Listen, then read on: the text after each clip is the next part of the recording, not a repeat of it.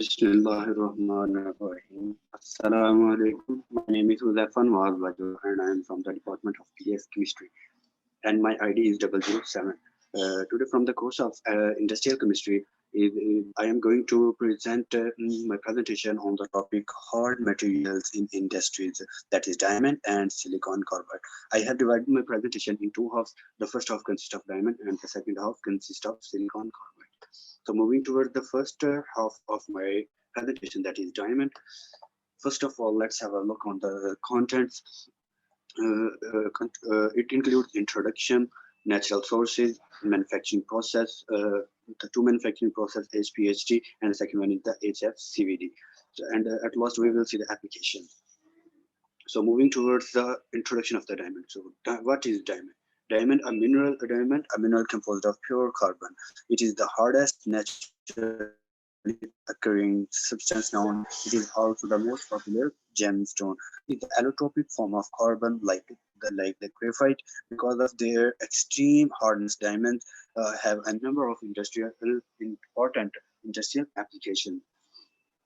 So then moving toward the natural sources of diamond, diamonds have two natural sources. The first one is the kimberlite, and the second one are the alluvial deposits. So kimberlite, the main source of natural diamond, is an altered dark green basic rock of igneous origin, is known as kimberlite. So in nature, diamond is found embedded in a soft rock called the kimberlite. These rocks are formed by volcanic and tectonic activity during earthquakes.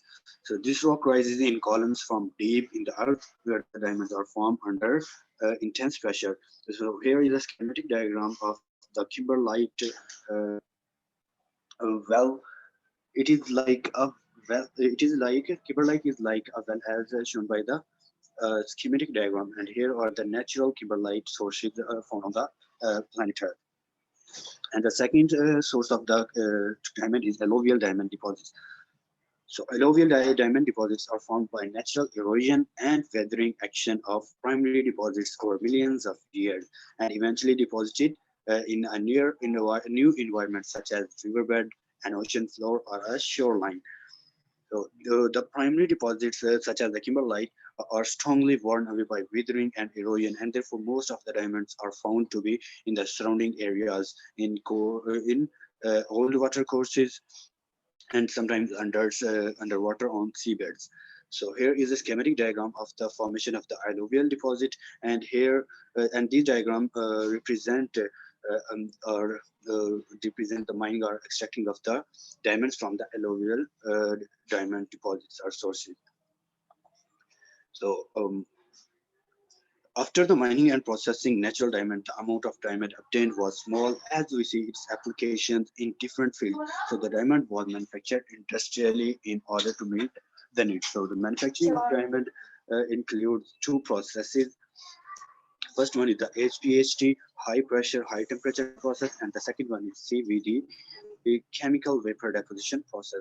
We will discuss these two processes one by one in the following slide. First of all, the high pressure, high temperature process.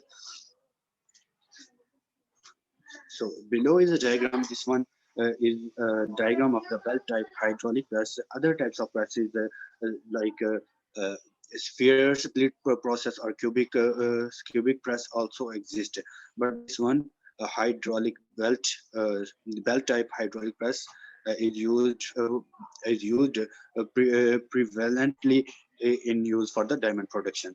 So a typical bell type hydraulic press machine consists of the following parts. The first one is the pistons, and the second one is the confining cylinders, third one thermal insulators, fourth one is the confining insulating cell, and fifth one is the current rings for heating, and sixth one is the reaction chamber. This is the main part of the bell type hydraulic press machine. So here is a schematic diagram of this of the bell type hydraulic press machine. These were 1 and 1 prime. These two represent the pistons or anvil used to exert the pressure on the reaction chamber. And this one 2 and 2 prime on the left side. These are confining cylinders that maintain the reaction chamber in place. And this one third one is the insulating thermal insulator that maintains the temperature or insulate it the reaction chamber to do not dissipate the temperature in the surrounding. So this one, and the next one is the confining insulating cell. Fifth one, this one is the this one. Fifth one in the diagram describes the confining insulating cells. These maintain the insulate the confining cell. And the sixth one is the current rings for heating. Here, the seven in the diagram shows the current rings for heating. These rings are used for heating the reaction chamber. And the sixth one here, and the sixth one is the reaction chamber. So this one is the reaction chamber. In diagram, it is represented by the number 8. So this one is the reaction chamber.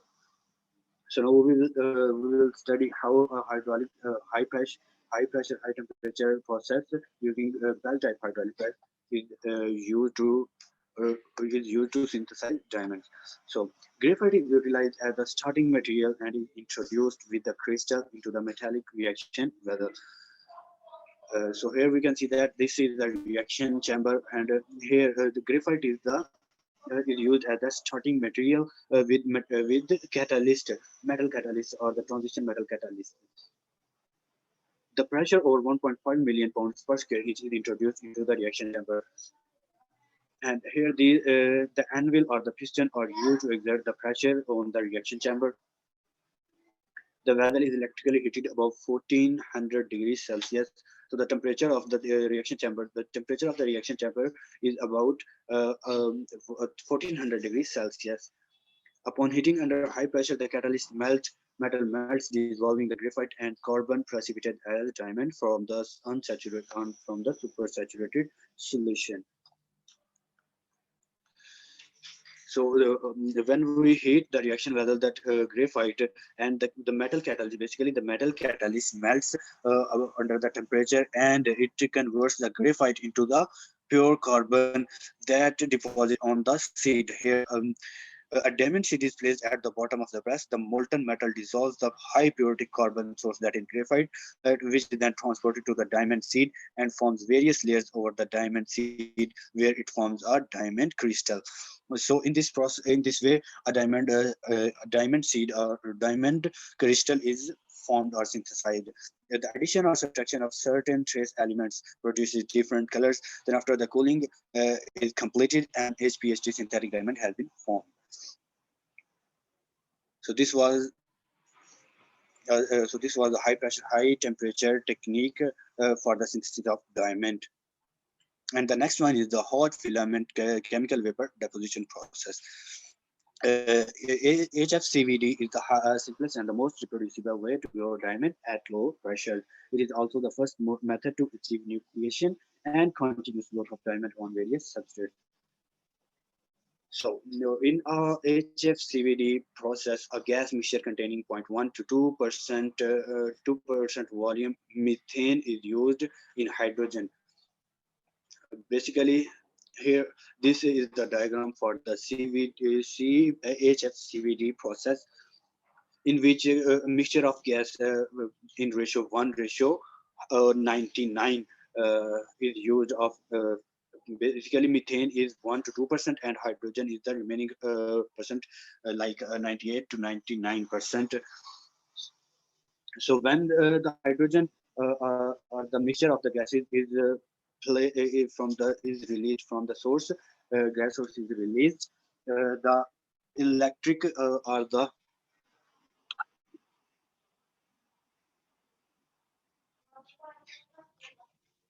So after the gases are placed from the source or introduced from the source in the reaction chamber, here the electrodes are used to heat the filament or the tungsten filament up to 2000 or below 2000 degrees Celsius temperature. So this temperature causes the hydrogen molecule to into the subatomic molecules of hydrogen, that is subatoms of hydrogen. So the atomic hydrogen is used and for the cracking of the methane molecule. For the cracking of the methane molecule, where the methane is used as a source of used only the source of carbon. So the atomic hydrogen breaks the methane, and we obtain the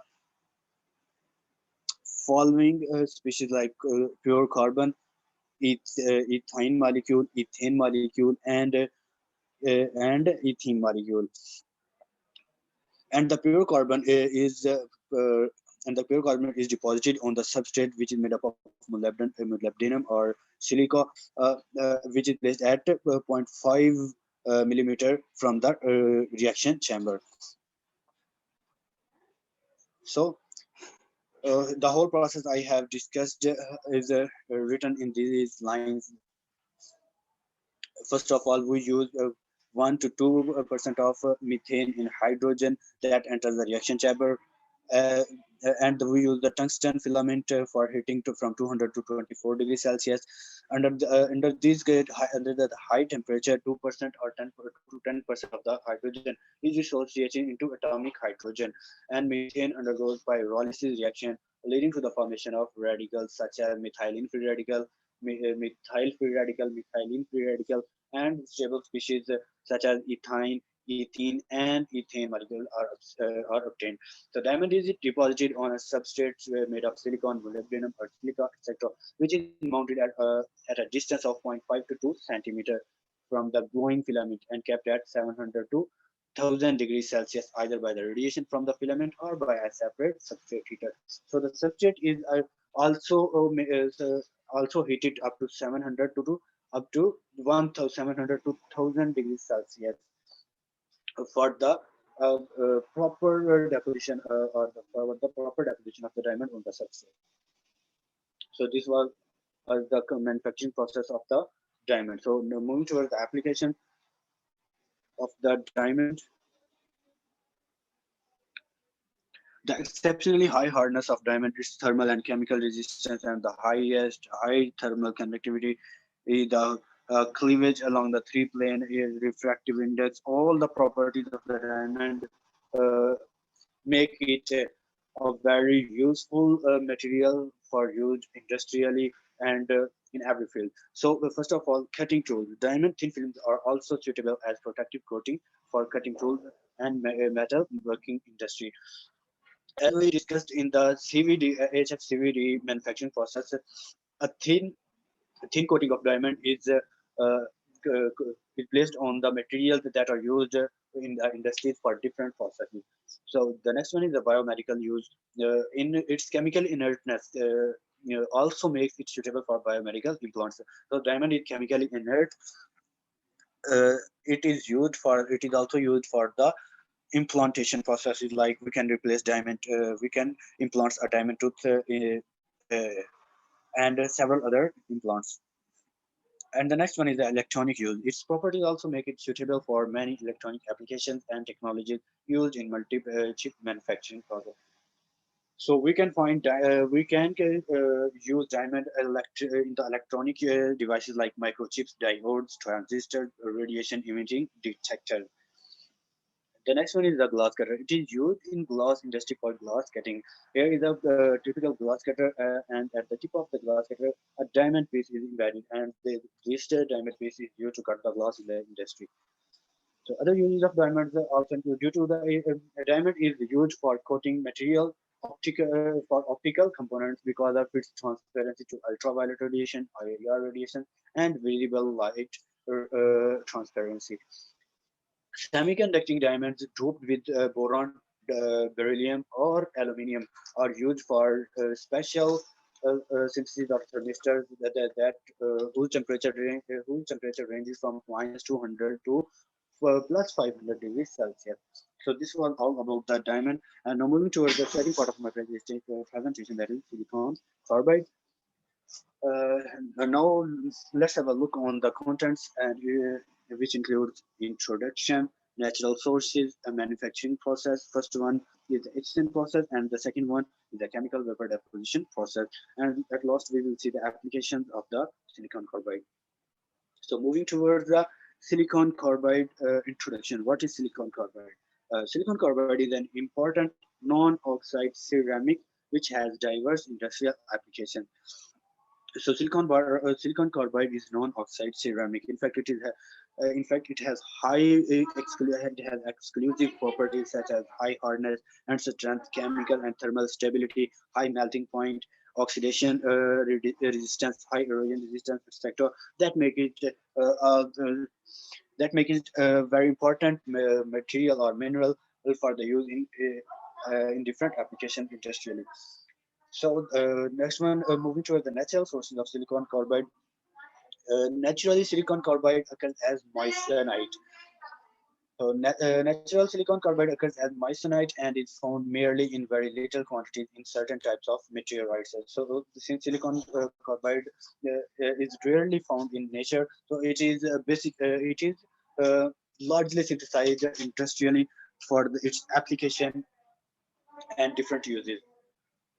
So first of all, the manufacturing process of silicon carbide, which includes the two processes. First one is the adsorption process, and second one is the chemical vapor deposition process. Silicon carbide is manufactured industrially by the electrochemical reaction of high purity quartz sand with carbon in an electric resistance furnace. Here is the chemical equation for the manufacturing of silicon carbide through the adsorption process, in which a silicon carbide is treated with pure carbon, and we obtain silicon carbide and carbon monoxide. Preferred carbons are petroleum coke and anthracite. The pure carbon that was used for the manufacturing of silicon carbide have two sources, that is petroleum coke or anthracite. Addition of sodium chloride ensures the removal of troublesome impurities as well as halides. So in order to remove the impurities, sodium chloride is used. So the first process for the manufacturing of silicon carbide is the adsorption process. The electric furnace or the electrical resistance furnace in which this reaction is carried out is lined with refractory materials. So the reaction vessel is lined with refractory materials. In order to prevent the corrosion of the vessel, electrodes at opposite ends are connected to a graphite core. The furnace is filled round this core with the reaction mixture and electrically heated to 2200 to 2400 degrees Celsius. So, from at the opposite end, electrodes are connected to a graphite core. These electrodes are used to heat the furnace electrically to up to 2200 to 2400 degrees Celsius. After cooling, the sides of the furnaces are removed and the unreactive material on the edges is removed. So after when the process is completed, the sides of the furnace is opened, and the unreactive material that is placed on the edges of the furnace is removed. Uh, the silicon carbide, which has formed around the graphite core, is broken up and separated into different qualities. So the silicon carbide, which is obtained from the adsorption process or the electrical resistance furnace, is broken up and separated into different qualities, which are based on the silicon carbide percentage. So the purest silicon carbide is bright green, which is 99.8% silicon carbide. The color changes with decreasing silicon carbide content from dark green to gray, which consists of 99.5% silicon carbide and then 99% silicon carbide, and at last gray color silicon carbide consists of 90% silicon carbide. 70 ton of raw material mixture yields 8 to 10 ton of high grade silicon carbide, and 6 to 12 kilowatt hour of energy are required to produce 1 kilogram of raw silicon carbide. The raw silicon carbide is processed by crushing in jaw crushers and hammer mills and subsequent fine grinding in ball mills. So before, for the application in different fields of the industry, silicon carbide is processed after manufacturing through crushing in jaw crushers, hammer mills, and subsequent fine grinding through ball mills. Very pure silicon carbide qualities are obtained by chemical treatment with sulfuric acid, sodium hydroxide, or hydrofluoric acid. So treatment with acids like sulfuric acid, sodium hydroxide, or hydrofluoric acid, silicon carbide quality can be improved. And the second process is the chemical vapor deposition process.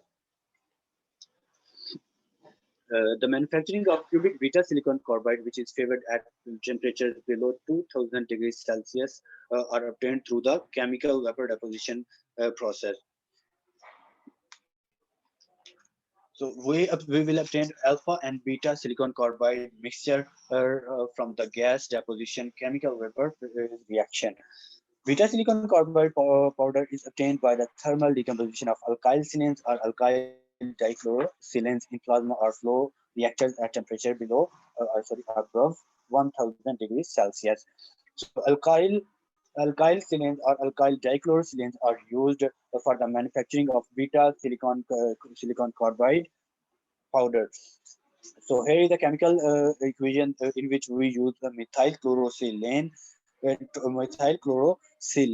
to form the silicon carbide through the plasma flow reactor above 1000 degrees Celsius. So the drawback of chemical vapor deposition process over the essence process includes that uh,